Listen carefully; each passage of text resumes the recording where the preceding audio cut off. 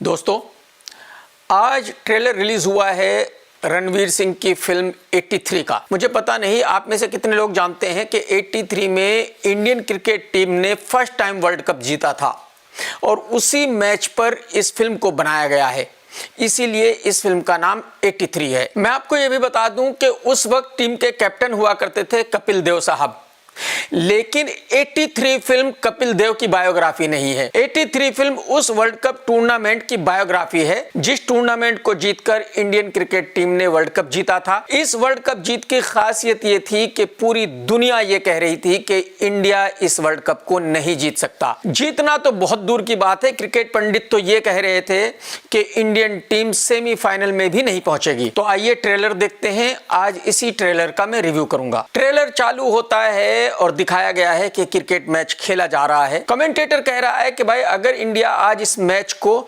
बहुत बड़े डिफरेंस से जीत लेगा तो अभी भी इंडिया के चांस है सेमीफाइनल में पहुंचने के। अब इंडियन टीम का कैप्टन बाथरूम में नहा रहा है और उधर मैच खेला जा रहा है और बाहर जितने भी इंडियन टीम के प्लेयर हैं वो दरवाजा खटखटा रहे हैं और कैप्टन से कह रहे हैं कि भाई साहब बाहर निकलिए, 4 आउट हो चुके हैं। बाथरूम का दरवाजा खुलता है और रणवीर सिंह का इंट्रोडक्शन होता है।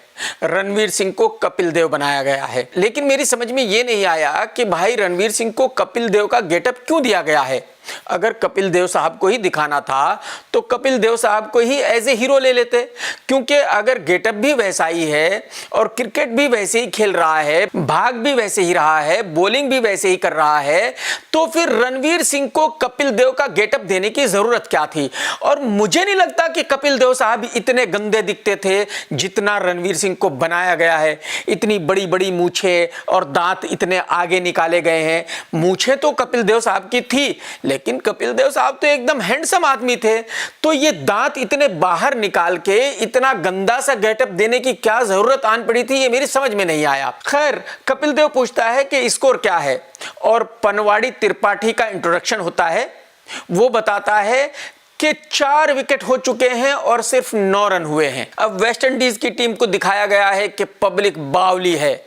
इंडिया की टीम आती है, पब्लिक बिल्कुल हल्ला नहीं करती और कहा जाता है कि इंडियन टीम का यहां बिल्कुल भी बज़ नहीं है, इंडियन टीम के फैंस यहां बिल्कुल भी दिखाई नहीं दे रहे हैं। इसके बाद इंडियन क्रिकेट टीम की नेट प्रैक्टिस दिखाई गई है और वहां भी एक प्लेयर छक्के पे छक्के मार रहा है। बॉलर कहता है कि भाई साहब ये नेट प्रैक्टिस है, यहां छक्का मत मार, मैच में छक्का मार लेना। और वो कपिल से कहता है कि पाजी इसको मना कर दो कि यहां नेट प्रैक्टिस में छक्के ना मारे।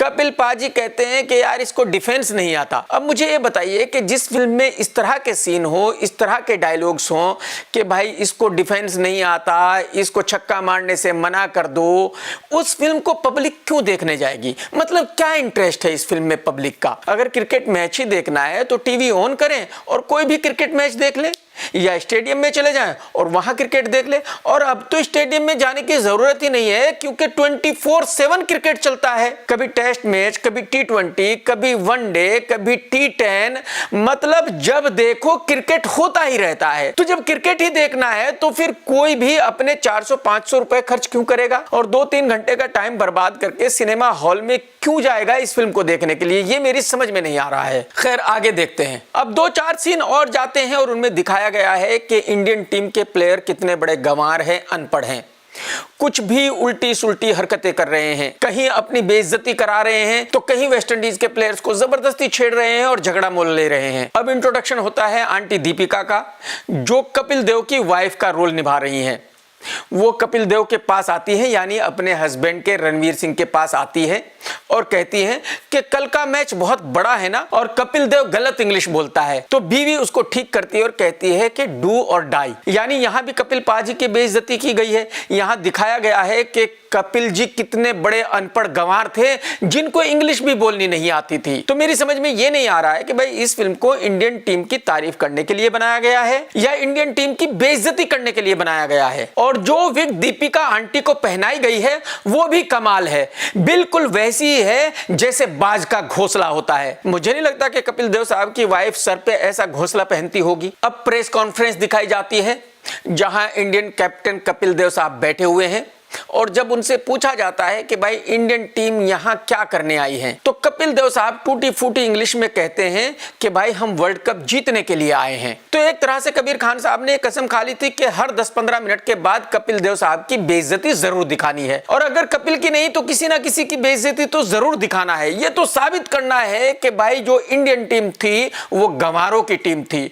उनको ना बोलना आता था, ना चलना आता था, ना बैठना आता था, ना उठना आता था, उनको बिल्कुल तहजीब ही नहीं थी। अब इंडियन टीम एक के बाद एक मैच हारती जा रही है और पब्लिक में एक सरदार जी बैठे हुए हैं, वो कह रहे हैं कि भाई साहब आए हो कम से कम एक मैच जीत कर तो वापस जाओ इंडिया, या सारे मैच हार कर जाओगे। और पनवाड़ी त्रिपाठी कपिल देव को आकर कहता है कि 35 साल पहले हमने आजादी तो हासिल कर ली थी लेकिन इज्जत हासिल नहीं की थी, वो इज्जत आज हासिल करनी है। यानी कबीर खान साहब की सोच देखिए कि अगर इंडिया वर्ल्ड कप नहीं जीतेगा तो बहुत भारी बेइज्जती हो जाएगी। यानी इंडिया की पूरी इज्जत जो है, आजादी से भी बड़ी इज्जत सिर्फ उस 83 के वर्ल्ड कप को जीतने और हारने पर निर्भर थी। और फिल्म का क्लाइमैक्स तो सभी को पता है। खैर एक के बाद दूसरा मैच होता है और इंडियन टीम जीतती जाती है और फाइनली इंडियन टीम फाइनल में पहुंच जाती है और फाइनल जीतकर इंडियन टीम वर्ल्ड कप जीत लेती है। और यह फिल्म का क्लाइमैक्स सारी दुनिया को पता है,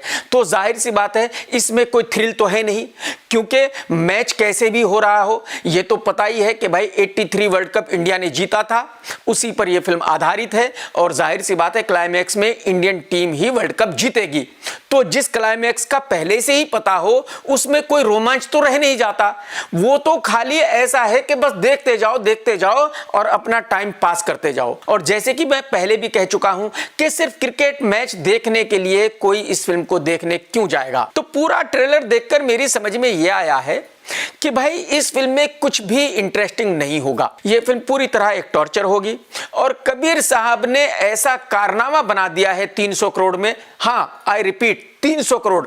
यह फिल्म जब शुरू हुई इसका बजट था तकरीबन 200 करोड़ रुपए, फिर बढ़ गया 250 हो गया था। लेकिन कोरोना के टाइम में इतने टाइम तक ये फिल्म रिलीज नहीं हुई तो इंटरेस्ट बढ़ते बढ़ते इस फिल्म का टोटल बजट हो गया है 300 करोड़। तो ये 300 करोड़ का कारनामा है जो कबीर खान साहब ने बनाया है और मुझे पूरी उम्मीद है कि इस फिल्म का चलना मुश्किल ही नहीं नामुमकिन है। टेक केयर दोस्तों, सत्यमेव जयते।